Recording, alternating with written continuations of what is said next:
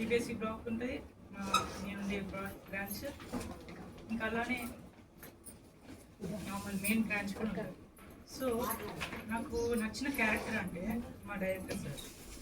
అతను డైలీ మా కోసం ఒక్కరోజు కూడా లీవ్ తీసుకోకుండా 3 months దాకా కంటిన్యూస్గా ఉన్న 90 రోజుల నుంచి 90 రోజులు ఇప్పటి నుంచి ఇప్పటిదాకా అతను మా కోసం వచ్చి మాకు పొద్దుగాల డైలీ మేము 7:30 స్కూల్కి వెళ్ళి ఆ రోజు ఎగ్జామ్ రాసి డైలీ ఈవినింగ్ అప్పుడు ఒక 1 to 1.5 hour దాకా మేము స్టడీస్ ఉంటుంది. నెక్స్ట్ ఎగ్జామ్ మాకు ఇవన్నీ డైలీ ఎగ్జామ్స్ అని కానీ అప్పుడు అన్ని కిలోమీటర్స్ ఎన్ని రోజులైనా ఏ సండే కూడా మాకు స్కూల్స్ ఉంటాయి. ప్రతి సండే ప్రతి ఈవినింగ్ ఏ రోజు హాలిడే తీసుకోకుండా అన్ని కిలోమీటర్స్ నుంచి వచ్చి మాకు ప్రతిరోజు కౌన్సిలింగ్ ఇస్తూ చదివించడం, ఎలా చదవాలి, ప్రతి టీచర్స్ నుంచి ఇన్ఫర్మేషన్ గ్యాదర్ చేస్తున్నాం. పిల్లలు ఎలా చదువుతున్నారు, వాళ్ళ నుంచి ఫీడ్బ్యాక్ ఏముంది, ఫస్ట్ ఎగ్జామ్కి నెక్స్ట్ ఎగ్జామ్కి ఏమన్నా తేడాలు ఏమైనా ఉన్నాయంటే ఫస్ట్ ఎగ్జామ్కి ఉంది ఇక్కడ ఏమన్నా ఇంప్రూవ్మెంట్ ఉందా లేదా ప్రతి టీచర్ దగ్గరకు వచ్చి అడిగేటోడు. ఇంకా స్టార్టింగ్లో జరిగిన ఎగ్జామ్స్ అప్పుడు ఫస్ట్ ఎగ్జామ్కి మా స్కూల్లో ఆల్మోస్ట్ 100 members స్టూడెంట్స్ ఉంటారు. అప్పుడు వాళ్ళ యొక్క రిజల్ట్స్, ఫస్ట్ ఎగ్జామ్ యొక్క రిజల్ట్స్ చూస్తూ ప్రతి ఒక్క స్టూడెంట్ దగ్గరికి వెళ్ళి ఏమైంది, స్టడీ ఇంకా తక్కువైందా, ఇంప్రూవ్మెంట్ అవుతలేదా, ప్రతి స్టూడెంట్ దగ్గరకు వచ్చి వాళ్ళ యొక్క మీ యొక్క ఇంప్రూవ్మెంట్ ఏమేమి కావాలి, దానికి తగ్గట్టుగా మీరు ఇంకేమేమి సలహాలు ఇస్తూ ఉండేవాళ్ళు. కానీ నాకు ఇప్పుడు ఎల్ఐసి గురించి చెప్తున్నా అంటే ఎల్ఐసి గురించి సార్ గురించి చెప్పు. ఎందుకు అట్లా చెప్తున్నా అంటే ఈ వయసులో కూడా అతనికి ఇంత ఏజ్ వచ్చినా మా కోసం వచ్చి ఆ యొక్క డెడికేషన్ నాకు నచ్చింది. సార్ నేను డైరెక్టర్ సార్ గురించి చెప్పే యొక్క విషయం ఏమంటే అతని యొక్క డెడికేషన్. ఏ రోజు కూడా అతను సెల్ఫిష్గా బిహేవ్ చేయకుండా మేము ప్రతిరోజు మా యొక్క స్టూడెంట్స్ ఒక ఉన్నత స్థానానికి వెళ్ళాలి అని ఆలోచనిస్తూ వాళ్ళు ప్రతిరోజు అట్లా చేస్తే వాళ్ళ నుంచి వచ్చిన మోటివేషన్, ఆ కాన్ఫిడెన్స్, ఇంకా మేమే చదువుతుంటే మా కోసం ఒక టీచర్సే కాదు టీచర్స్కే హెడ్ వచ్చి మాకు చెప్తుంది కదా. సో ఇప్పుడు అతని నుంచి మాకు చాలా మోటివేషన్ వస్తుంది. సో అందుకనే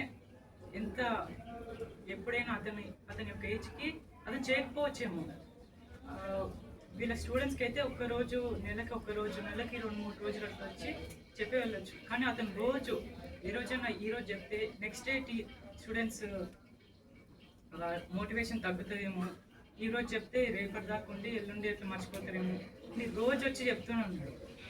సో అప్పుడు ఎంతైనా కానీ అతని యొక్క డెడికేషన్కి నేను హ్యాట్స్ ఆఫ్ చెప్తున్నాను. సో అతని నుంచి ప్రతి స్టూడెంట్కి మోటివేషన్ వచ్చింది. సో ఇప్పుడు నేను చెప్పేది ఏంటంటే ఇంకా ఎలా అయినా కానీ మన డెడికేషన్. ఇంకా అలానే మన బాలసి సార్ గారు మనకి ప్రతిరోజు ఎప్పుడైతే మా ఇంటికి వచ్చినప్పుడు సార్ కూర్చొని మాకు ఫ్యూచర్ గురించి, నెక్స్ట్ 10th క్లాస్ గురించి ఏమి చేయాలో చాలా మోటివేషన్ ఇస్తుంది. ఇంకా అలానే ప్రతి దేవునికి ఎలా అంటే దేవుని పండుగలప్పుడు అవి యొక్క విశిష్టతలు ఇంకా చెప్పేవాడు చాలా, దాని యొక్క బ్యాక్గ్రౌండ్ స్టోరీస్. ఇంకా అలానే ఫ్యూచర్కి ఏమంటారు 10th క్లాస్ అయిపోతుంది, 10th క్లాస్ చేసినప్పుడు అప్పుడు ఎగ్జామ్కి ఎలా ప్రిపేర్ కావాలి. ఇంకా అలానే మెయిన్గా నాకు ఒక మోటివేషన్ ఇచ్చిందంటే సార్ గారు. అంటే ఎవరైనా మన పేరెంట్స్ చెప్తే ఒక లెక్క ఉంటుంది, కానీ మన సార్ మనకి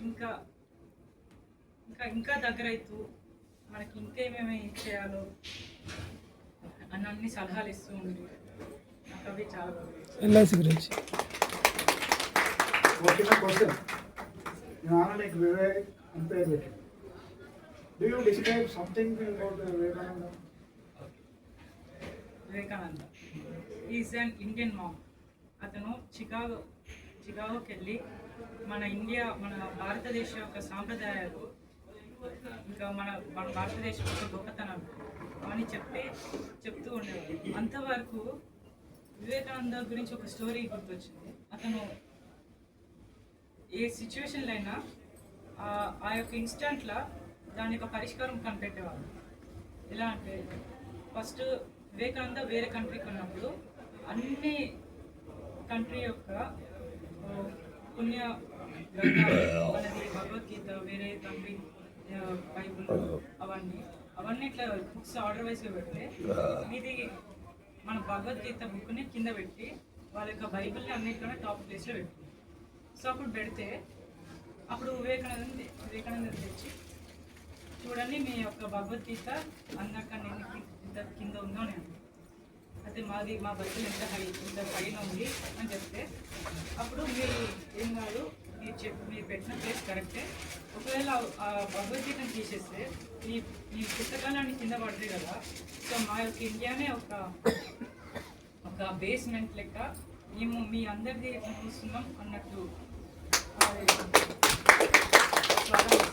పేరు పెట్టుకున్నందుకు నేను అతని యొక్క రెస్పెక్ట్ని ఇంకా ట్రిపుల్ చేయాలని అనుకుంటున్నాను.